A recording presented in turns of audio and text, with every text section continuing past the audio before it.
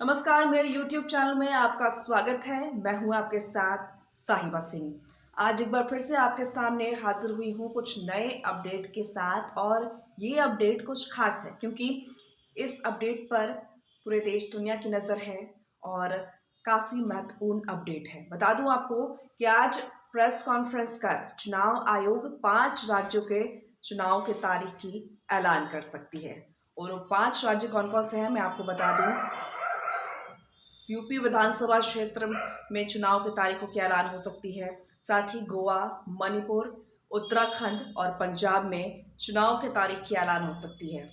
सबसे बड़ा सवाल ये है आखिर कि इस ओमिक्रॉन का खतरा लगातार देश में मंडरा रहा है, और हम बात करें अगर अपने देश की, तो लगातार लाखों की संख्या में यानी कि 24 घंटे में अब लाख से ऊपर केसेस आने लगे हैं। और ऐसे में चुनाव होना, चुनाव करवाना अपने आप में एक बहुत बड़ी चुनौती है। इससे पहले आपको बता दें कि चुनाव आयोग 3 दिवसीय यूपी के दौरे पर गई थी, और उन्होंने वहां पर वहां के जो पॉलिटिकल पार्टीज हैं उनके साथ बैठकर बातचीत की और सलाह मशवरा लिया।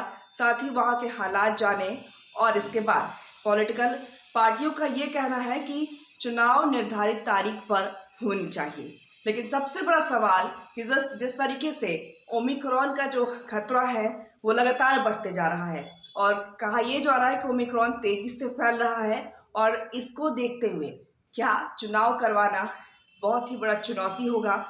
अब देखना होगा कि आज प्रेस कॉन्फ्रेंस कर चुनाव आयोग क्या कुछ गाइडलाइंस जारी करती है, किस तरीके से चुनाव करवाए जाते हैं 5 राज्यों में। बता दूं आपको कि यूपी सबसे बड़ा राज्य है जहां पर चुनाव होने हैं, और काफ़ी चुनौतीपूर्ण रहेगा ये चुनाव, क्योंकि इससे पहले भी कोरोना काल में ही 2 राज्यों के चुनाव हुए, जहां पर बिहार राज्य में भी चुनाव हुए कोरोना काल में। साथ ही अगर हम बात कर ले पश्चिम बंगाल की, हमने देखा कि पश्चिम बंगाल में भी कोरोना काल में ही चुनाव करवाए गए, लेकिन उसके नतीजे कोरोना विस्फोट हुआ और कोरोना तेजी से फैला। अब देखना होगा ये कि आखिर चुनाव आयोग क्या कुछ गाइडलाइंस देती है, किस तरीके से चुनाव को संपन्न कराया। कॉन्फ्रेंस का जहां 5 राज्यों के चुनाव की तारीख ऐलान करेगी। साथ ही ये संभावनाएं जताई जा रही हैं कि जहां जहां चुनाव होने हैं, यानी कि 5 राज्यों में चुनाव होने हैं, वहां पर डिजिटल रैलियों की बात कही जा रही है कि डिजिटल रैलियां की जाएंगी। वर्चुअल रैलियों के माध्यम से वहां पर चुनाव प्रचार प्रसार किया जाएगा। और साथ ही ये भी कहा जा रहा है कि कई पार्टियां अब तक जो रैलियां होने वाली थी उन्हें स्थगित कर कर डिजिटल रैली के माध्यम से लोगों तक पहुंच रहे हैं, और अपने रैलियों को डिजिटल माध्यम से लोगों तक पहुंचने की कोशिश की जा रही है। साथ ही आपको बता दें कि ये भी जो बातें सामने आ रही है, जिस तरीके से जो खबरें मिल रही हैं उसके अनुसार चुनाव आयोग बूथों की संख्या भी बढ़ा सकता है। और साथ ही यह भी कहा जा रहा है कि जो भी व्यक्ति या जो भी वोटर वोट देंगे उनका 2 डोज वैक्सीनेशन जरूरी है, यानी कि दोनों डोज उन्हें लगा होना चाहिए। अगर जो व्यक्ति या जो वोटर वोट देने जाएंगे और उनकी वैक्सीनेशन नहीं हुई होगी, उन्हें 1 से 1.5 महीने में वैक्सीनेशन करवा लेना है, और तभी वो वोट दे पाएंगे। ये भी बातें सामने आ रही है। हालांकि देखना होगा कि चुनाव आयोग क्या कुछ गाइडलाइन लाती है। साथ ही आपको बता दूं कि ये भी कहा जा रहा है कि जिस तरीके से मान लीजिए कि यूपी में चुनाव होने हैं और पहले 5 फेजेस में होते थे, अब फेजेस को बढ़ाया जा सकता है।